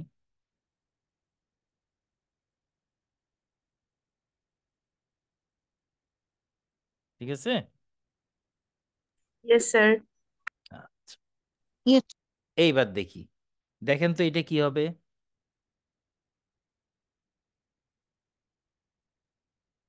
স্যার এখানে কোনো লটে অর্ডার করতে হবে না, বাট সেফটি স্টক মেনটেন করা লাগবে। লটে অর্ডার না, যেমন আমরা একটু বলি। এখন বলেন আমার এখানে শর্ট কয়টা? স্যার 3টা স্যার। 3টা। অর্ডার করতে হবে স্যার 83। আমার শর্ট ছিল 3টা না? আর হাতে রাখতে জি হবে স্যার। কত? Sir 80 sir. 80। তাইলে মোট অর্ডার করতে হবে আমাকে। 83। 83। এইবার হাতে আছে 80টা, লাগবে 150টা, কয়টা অর্ডার করব? 150টা স্যার। হাতে আছে 80টা, লাগবে 150টা, কয়টা অর্ডার করব? স্যার 150। 150টা করবো, তাহলে তো স্যার আবার কারণ সেই আমার ঘুরে ফিরে হাতে তো আমার 80টা থাকতে সেফটি স্টক। লাগবেই, কাজেই হ্যাঁ আমার হ্যাঁ। 80টা লাগবেই। যা আছে যা লাগে তাই অর্ডার করব। এবার কত অর্ডার করব? 120টা. ইয়েস, 120।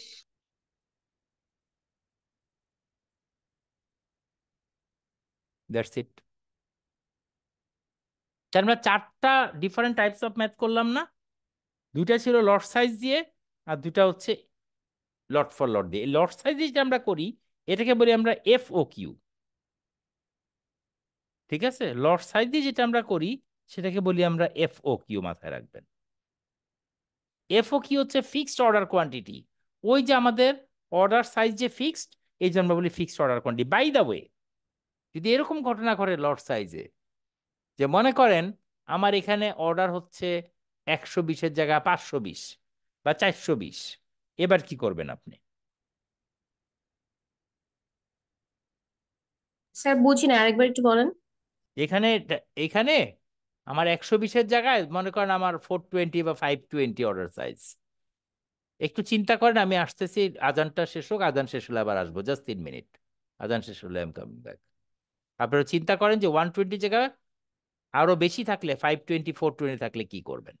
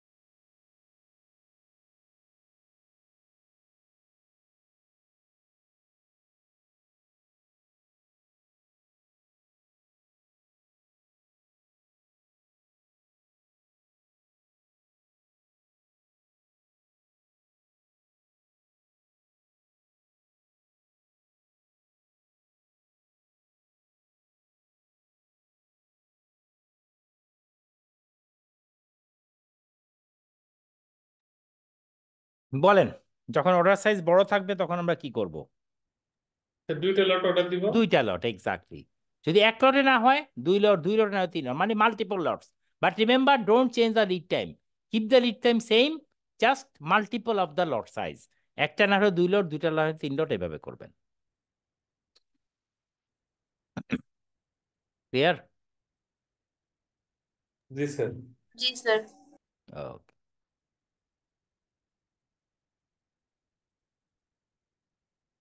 এখন বলেন তো, এই যে আমরা 2 রকম অঙ্ক করলাম, একটা হচ্ছে আমাদের এফও কিউ, আর একটা হচ্ছে এল ফর এল। এফও কিউ হচ্ছে ফিক্সড অর্ডার কোয়ান্টিটি, প্রথম 2টা অঙ্ক করলাম, আর এটা হচ্ছে এল ফর এল। কোশ্চেনটা হচ্ছে এই দুটার মধ্যে কস্ট বেশি কোনটার? স্যার যেটা হচ্ছে এল ফর এল। এফও কিউ না এল ফর এল, কোনটায় কস্ট বেশি? Sir F O Q. L for L. Sir L for L. L for L. কেন? স্যার বেশি বেশি অর্ডার দিলে, মানে বেশি টাইম অর্ডার দিলে তো বেশি অর্ডার কস্ট। করতে হচ্ছে, চার্জ আছে, delivery right, holding charge. Cost কিন্তু বেড়ে আমার যায় এই এখানে জন্য স্যার। হোল্ডিং কস্টটা কম আসতেছে না? জি আগে স্যার, এখানে 230-এ তো হোল্ডিং, আর স্যার এখানে ক্যারি করতে হচ্ছে হোল্ডিং কস্ট বেশি অনেক কম। টাইম। হ্যাঁ ট্রান্সপোর্ট বাড়তেছে কিন্তু হোল্ডিং কমতেছে, মিলায় কি হবে? এটা ডিপেন্ডস অন সিচুয়েশন স্যার। না, নট ডিপেন্ডস অন সিচুয়েশন, এটা অ্যাবসলিউট অ্যান্সার আছে। স্যার আমরা বেশি পরিমাণে অর্ডার করলে তো আমাদের কস্ট কমে। না, এখানে তো ম্যাটেরিয়াল প্রাইস নিয়ে কথা হচ্ছে না, শুধুমাত্র ইনভেন্টরি কস্ট নিয়ে অর্ডার হচ্ছে।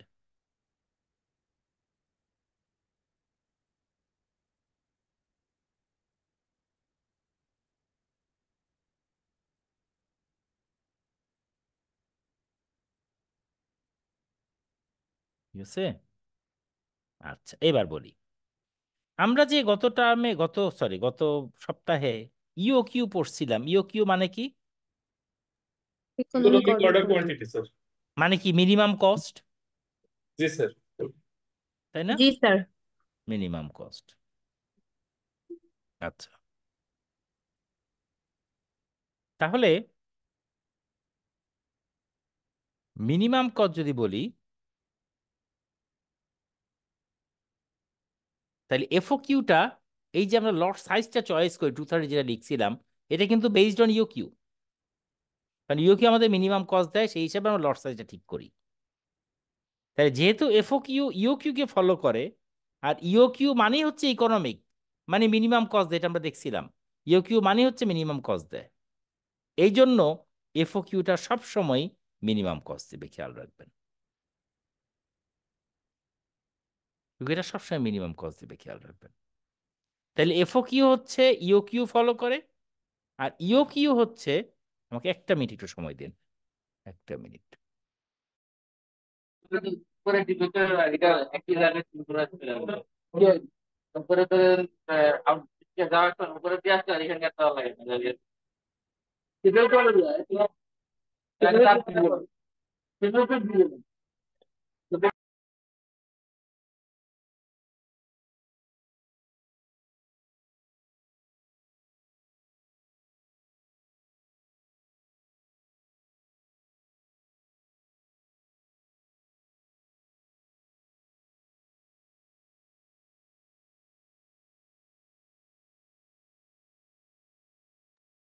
সরি, তাইলে যেহেতু আমাদের এফও কিউটা ফলো করে ইও কিউ, আর ইও কিউটা হচ্ছে এনশিওর করে মিনিমাম কস্ট, এই জন্য মাথায় রাখবেন এফও কিউ আমাদের সবসময় মিনিমাম প্রাইস দেয়, সবসময়।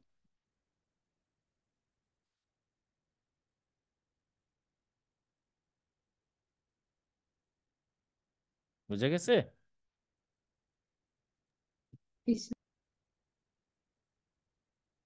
এই, জি স্যার। আচ্ছা, এখন আমরা একটু রিক্যাপ করে ফেলি। তো যদি আমরা রিক্যাপটা করি, তাহলে আমাদের বলেন তো, আমাদের এমআরপি তিনটা ইনপুট কি কি বলেন তো? আমাদের এমআরপি তিনটা ইনপুট কি কি? Time, bill due of date, material, bill of material master production schedule, and inventory report record database. Database. Very good. তাহলে এই যে মাস্টার প্রশ্ন স্কেডিউল, কবে কোনটা প্রডিউস করব, এইটা কিসের উপর ডিপেন্ড করবে? কবে কোনটা প্রডিউস করবে এটা কিসের উপর ডিপেন্ড করবে? স্যার অর্ডারের উপরে স্যার। অর্ডারের উপর ডিপেন্ড করবে। এই অর্ডারের উপর ডিপেন্ড করা মানে কি, অর্ডার দুই রকম হতে পারে, একটা হচ্ছে ফিক্সড অর্ডার, আর একটা হচ্ছে ফোরকাস্ট। এর উপর বেস করে আমরা মাস্টার প্রশ্ন স্কেল করব। আর আমাদের ছিল inventory record and bill of material. আমরা এতক্ষণ প্রথমে চেয়ার দেখছি, bill of material, master production schedule দেখছি, আমাদের ওই যে স্কেডিউলটা, এবং ফাইনালি ইনভেন্টরি রেকর্ড অঙ্ক করলাম। কিন্তু এই তিনটা যতক্ষণ আমি একত্র না করব ততক্ষণ কিন্তু আমার এমআরপি তৈরি হবে না। তার মানে এই তিনটা মিলায় যদি আমি একটা ঘুটা মারি, তাইলেই আমার এমআরপি তৈরি হবে, যেটা আলটিমেটলি এক্সপ্লোশনের পরে এমআরপিটা। তার মানে তিনটা আলাদা থাকলে কিন্তু আমার এমআরপি হবে না, এমআরপি হচ্ছে তিনটা কম্বাইন্ড। এই জন্য আমরা এতক্ষণ যেগুলা করছি এগুলো হচ্ছে প্রিলিমিনারি ম্যাথ। আসল ম্যাথটা কিন্তু এখন শুরু হবে, যেটা কম্বাইন, যেটা আমরা গোটা ম্যাথ বলতে পারি, যে টোটাল মিলায়, তিনটা মিলায় যেটা হচ্ছে, সেটাই আমরা এখন করব। বুঝা গেছে? তাইলে এখন আমাদের আসল ম্যাথটা শুরু হচ্ছে, খুব মনোযোগ দিয়ে শুনেন এটা। বাট আগে যেগুলা করছিলাম ওগুলা কুইজে থাকবে, আর এখন যেটা করব সেটা ফাইনালে থাকবে, মাথায় রাখবেন।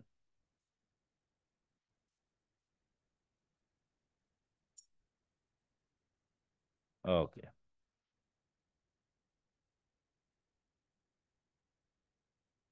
এই যে প্রথম যে ছবিটা, বলেন তো এটা কোন ইনপুটে ছিল? এটা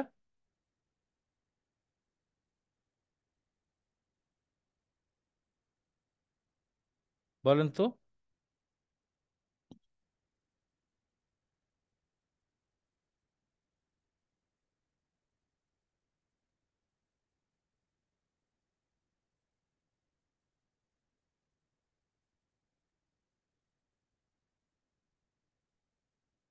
এটা কোন ইনপুটে শুনছিলাম, শোনা যাচ্ছে আমাকে? জি জি স্যার। স্যার, শোনা এটা যাচ্ছে। জি কোন স্যার। ইনপুটে ছিল? তিনটা ইনপুটের কোনটা এরকম ছবি দেখছিলাম?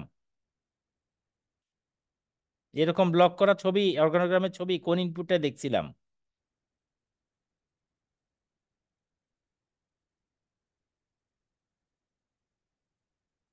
ওমা, এর মধ্যে ভুলে গেছেন?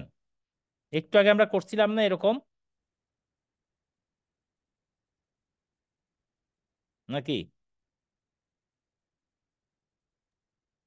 চেয়ার হ্যাঁ, চেয়ারের জন্য করছিলাম না? কোন ইনপুটটা ছিল? এটা 3 ইনপুটের কোনটায় করছিলাম এরকম ছবি? এটা ভুলে গেলে হবে? একটু আগে তো পড়লাম।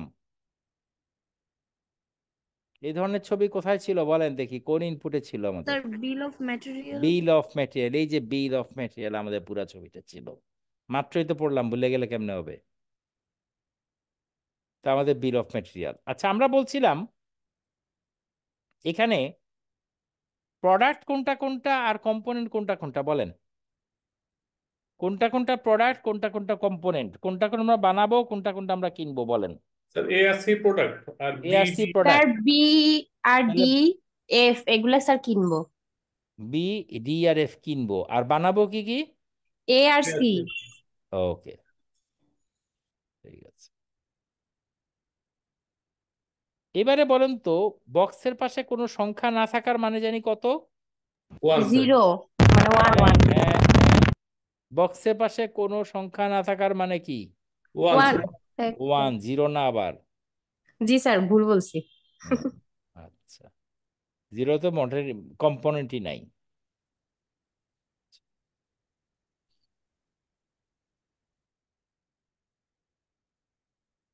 এবার বলেন, 1 ইউনিট এ বানাতে কি কি লাগে? এক বি আর ডি ইউনিট বি, লাগে স্যার। এক ইউনিট ডি, 1 ইউনিট বি আর বি এক আর ইউনিট এক ডি। Unit D. আর সি বানাতে কি কি লাগে? স্যার দুই। টু দুইটা ইউনিটস অফ ডি ডি, লাগবে আর একটা এফ লাগবে। আচ্ছা, ফ্যান্টাস্টিক। তাইলে আমাদের বিওএম হয়ে গেল। এরপর হচ্ছে মাস্টার প্রোডাকশন স্কেজুল। আমরা বলছিলাম কাস্টমার অর্ডার থেকে বানাবো। তাহলে অর্ডার হচ্ছে আমাদের 4th উইকে 8 units of A, R 6th উইকে 50 ইউনিটস অফ সি। এই হচ্ছে আপনাদের কোশ্চেন, এটা হচ্ছে আপনাদের পরীক্ষার কোশ্চেন, এটা দেয়া থাকবে। এবার আমরা আসি এর জন্য। এই টেবিলটা আমরা আগেও করছি, কিন্তু তখন যেটা ছিল আমাদের গ্রস রিকোয়ারমেন্ট দেওয়া ছিল, মনে আছে? আমরা যে একটু আগে অঙ্কগুলা করছিলাম সবগুলা গ্রস রিকোয়ারমেন্ট দেওয়া ছিল। জি স্যার। এখানে জি কিন্তু দেয়া স্যার। নাই, এখানে দেওয়া নাই। আচ্ছা, দেখেন, স্কেজুল রিসিভ দেওয়া নাই মানে 0, অন ইনভেন্টরি দেওয়া নাই মানে 0, বা গ্রস রিকোয়ারমেন্ট দেওয়া নাই মানে কিন্তু 0 না। স্যার ওইটা আমাদেরকে ওই আগের এই পিকচার যে থেকে বের দেখেন, করতে হবে। এই যে গ্রস রিকোয়ারমেন্ট কিন্তু অলরেডি দেওয়া আছে। তাহলে এই রিকোয়ারমেন্ট কোন উইকে কত? স্যার 4th উইকে 80। তাহলে আমাদের যেটা করতে হবে, এই কোশ্চেন থেকে এনে আমাদের এটা বসাই দিতে হবে। That's it. আগেরটার সাথে এটুকুই পার্থক্য।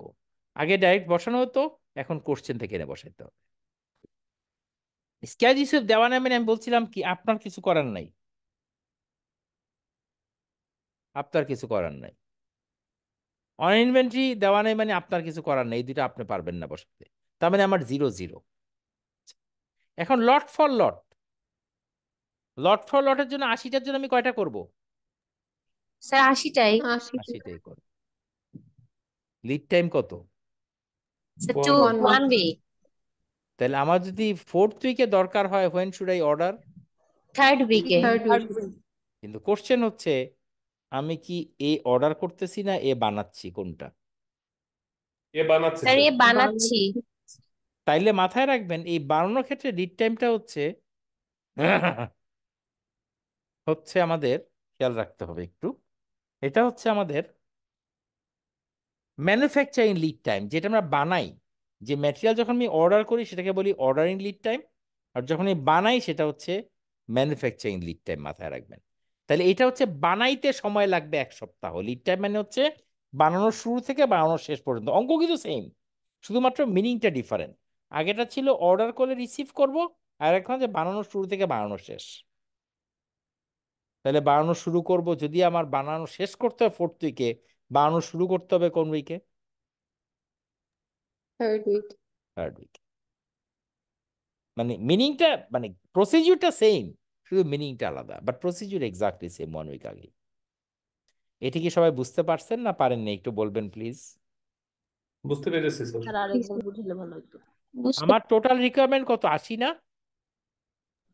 Yes sir. আমাদের এখানে কত ছিল? এই যে এখানে কোশ্চেন ছিল 80 অন উইক নাম্বার 4, তারপর বসা দিলাম 80 অন উইক নাম্বার 4।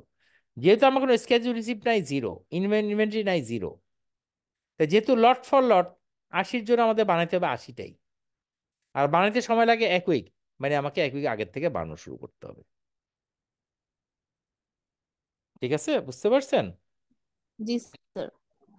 আচ্ছা, এবার আসি আমরা সিতে। সি এর রিকোয়ারমেন্ট কবে জানি কত?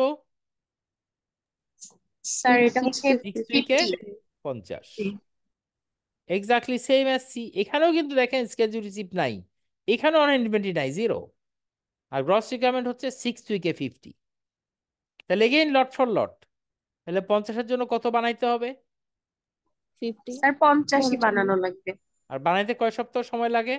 1 উইক। এক সপ্তাহ। এই পর্যন্ত ক্লিয়ার? জি স্যার। জি স্যার। গুড, জি নাইস। নাও দেখেন তো, বানানো যখন শুরু করব র মেটেরিয়াল লাগবে না লাগবে না? লাগবে স্যার। লাগবে। লাগবে। তাইলে আমার এর জন্য র মেটেরিয়াল লাগে কোন উইকে? থার্ড উইকে। থার্ড থার্ড উইকে। Third week. এটা একটু মাথায় রাখবেন বা লিখে ফেলেন। সি এর জন্য কোন উইকে লাগবে? ফিফথ উইকে। ফিফথ উইকে। Fifth week. তাহলে এ এর জন্য লাগবে হচ্ছে থার্ড উইকে, সি এর জন্য লাগবে হচ্ছে ফিফথ উইকে। Very good. এখন থার্ড উইকে প্রোডাক্ট লাগবে কয়টা? এ 80। লাগবে কয়টা এক- বানানো? স্যার 80। একটা না না না, ও 80 এ স্যার। এ ও কয়টা? 80, হ্যাঁ 80। সি কয়টা বানান লাগবে? 50টা। 50। এইবার আসি আমরা। একটা এ বানাইতে কয়টা ডি লাগে? একটা স্যার। একটা। তাহলে আমার টোটাল এ রিকোয়ারমেন্ট জানি কত ছিল? 80 স্যার। তাহলে 80টা বানাইতে কয়টা ডি লাগবে? 80টা ডি লাগবে স্যার। গুড। কোন উইকে জানি লেখা লাগবে ফর এ? এ বানানো শুরু করবো কোন থার্ড উইক, উইকে? থার্ড উইকে স্যার। থার্ড উইকে। তাই থার্ড উইকে আমার ডি লাগবে 80টা। ক্লিয়ার এটা? জি স্যার। জি স্যার। এবারে আমার একটা সি বানাইতে কয়টা ডি লাগে? দুইটা। দুইটা। টোটাল সি এর রিকোয়ারমেন্ট কত ছিল? 50 স্যার। 50টা। 50টা। তাইলে 50টা সি বানাইতে কয়টা ডি লাগবে? 100টা। 100টা। কোন উইকে জানি লাগবে? Sir Fifth sixth week. উইকে। ফিফথ হ্যাঁ, উইকে। ফিফথ উইকে। গুড। এই যে আমরা এখন ডি এর টেবিলটা আনলাম, এইখানে দেখেন স্কেজুল রিসিপ্ট দেওয়া আছে, অন ইনভেন্টরি দেওয়া আছে, আগের গুলাই ছিল না, জিরো, এখানে দেওয়া আছে, যা দেওয়া আছে তাই ধরে নেব। আর আমরা কি বসালাম? ডি এর রিকোয়ারমেন্ট থার্ড উইকে 80টা আর ফিফথ উইকে 100টা। তাহলে এবার আগের অঙ্কটাই হয়ে গেল না পুরা? জি স্যার। তাই না? তাহলে 15 আর 50-এ কত? প্রথম আমরা কত বসাচ্ছি? স্যার 65। 5। যা ছিল তাই থাকবে এখানে। এইবার আমার রিকোয়ারমেন্ট কত? 80। এনাফ আছে না নাই? নাই স্যার। নাই স্যার। লট সাইজ কত? 100। 100। 100 ওভার দেয়ার। তাহলে জি 100 স্যার। Plus 65 minus 80, 85। আবার 85 এখানে। এবার কি এনাফ আছে না শর্ট আছে? Sir short. শর্ট। আবার একটা লট আনবো, 85 থাকলো। এবার লিড টাইম কত? 2 উইক। 2 weeks sir. এটা কিন্তু অর্ডারের জন্য, এটা কিন্তু ম্যানুফ্যাকচারিং না, যেহেতু বিডি আমি কিনতেছি। জি স্যার। থার্ড উইকের জন্য when should I order it? Lead time is 2 weeks. তাহলে when should I order it? 1 sir First 1 week, sir. Week 1। And then fifth উইকের জন্য উইক নাম্বার 3। 3। এই অঙ্ক, এই চ্যাপ্টার অঙ্ক এখানেই শেষ। বলেন সবাই কি ক্লিয়ার হয়েছেন কিনা বলেন। স্যার 50টা কোথা থেকে পাইলাম? 50 দেওয়া স্কেজুল আছে, রিসিপ্ট। এই পদে দেওয়া থাকবে, আলটিমেটলি তো প্রথম যেটা করলাম দেয়া ওইটার না থাকলে জিরো, আর এটা এখানে দিয়ে দিছে। জি বলেন। ওকে।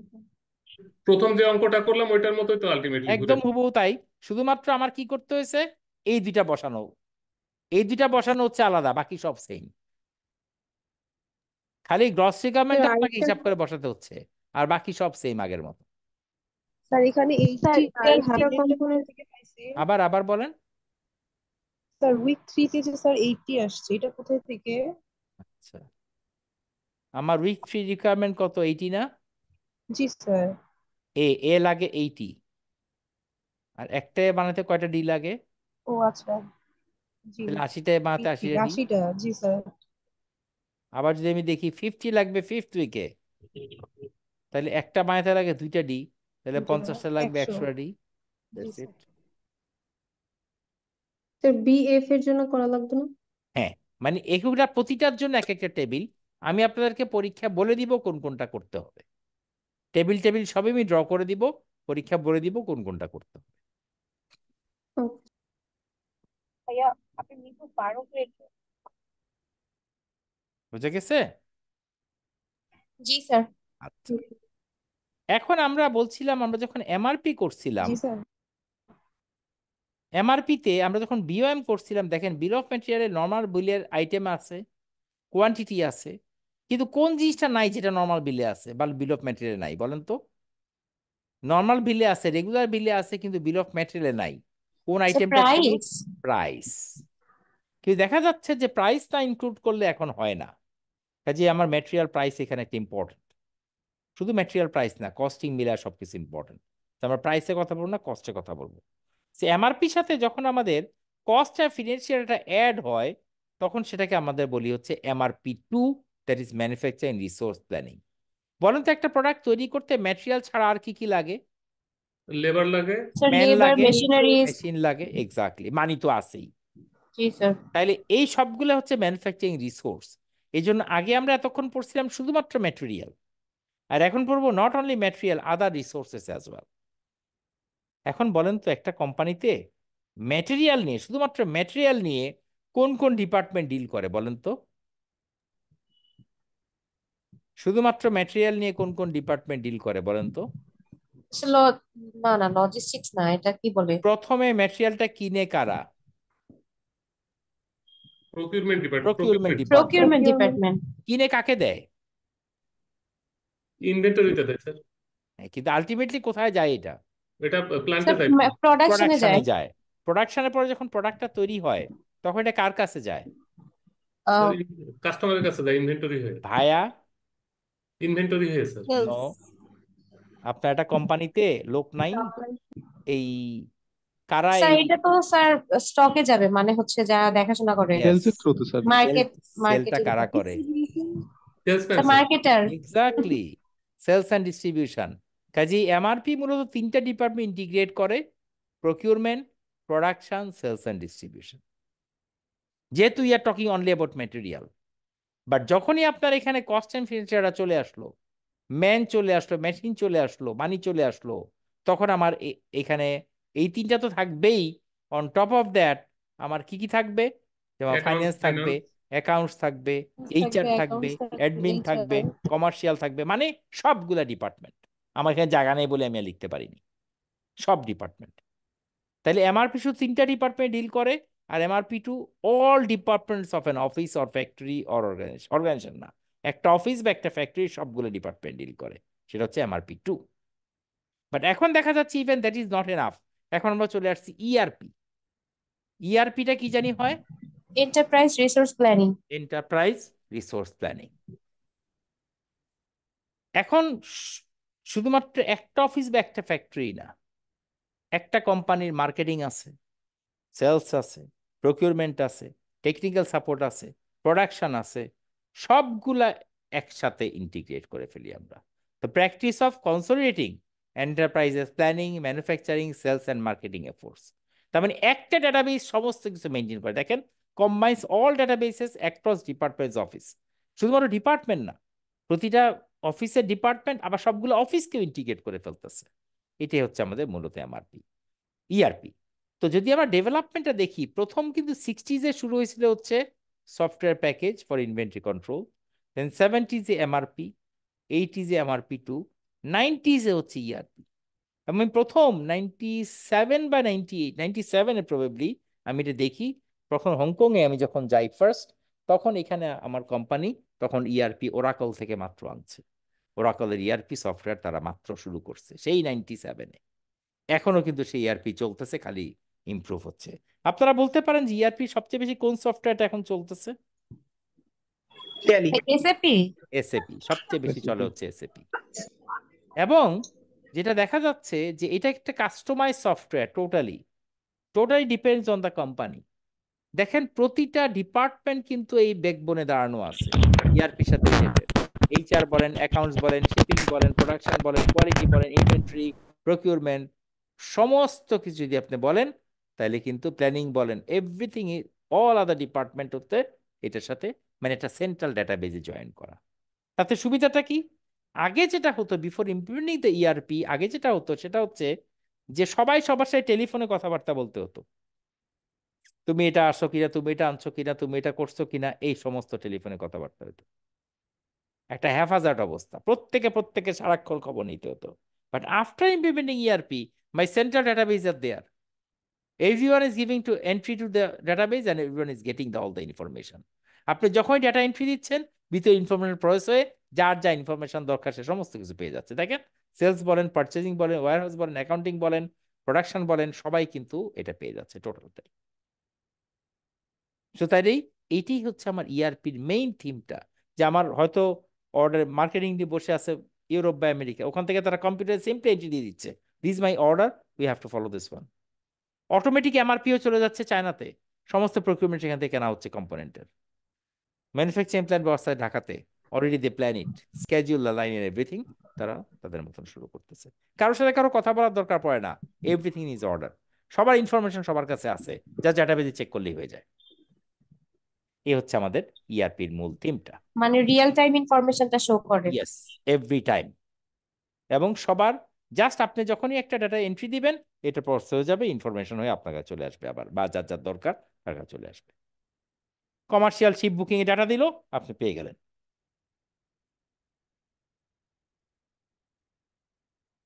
ঠিক আছে, এই হচ্ছে কথা। জি স্যার।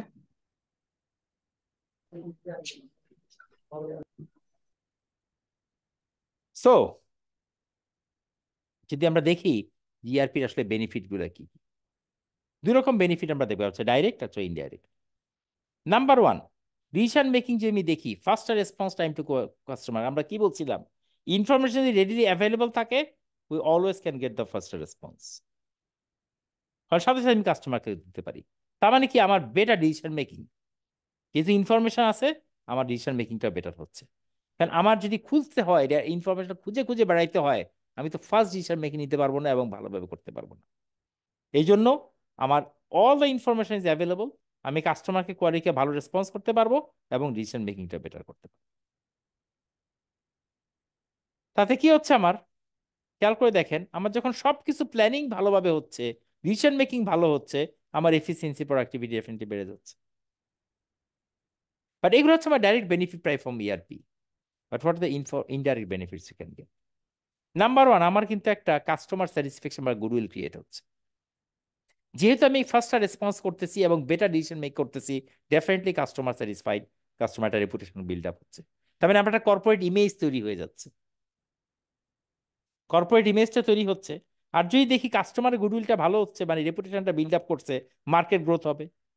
আর যখন আমি ইমপ্রুভড এফিসিয়েন্সি, প্রোডাক্টিভিটি পাবো, আলটিমেটলি আমার সেটা একদিকে মার্কেট গ্রোথ, একদিকে better efficiency, that will ultimately give me higher profit. That is my main target of doing the business. এই যে আলটিমেটলি ইআরপি আমার হায়ার প্রফিটটা নিয়ে আসে।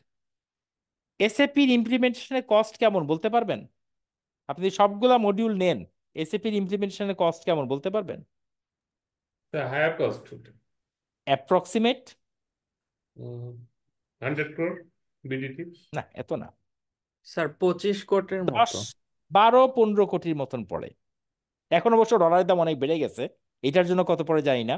বাট আজ থেকে যখন ডলারের দাম কম ছিল, তখন অ্যাপ্রক্সিমেটলি 10, 12, 15 কোটির মতন পড়তো। এখন তো ডলারের দাম অনেক বেড়ে গেছে। এত টাকা দিয়ে একটা ফ্যাক্টরি হয়ে যায়।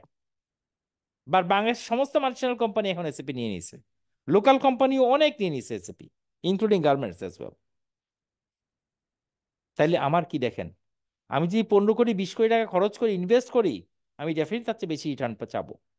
একটা সফটওয়্যার দিয়ে আমি রিটার্নটা চাচ্ছি। তো কিভাবে সম্ভব?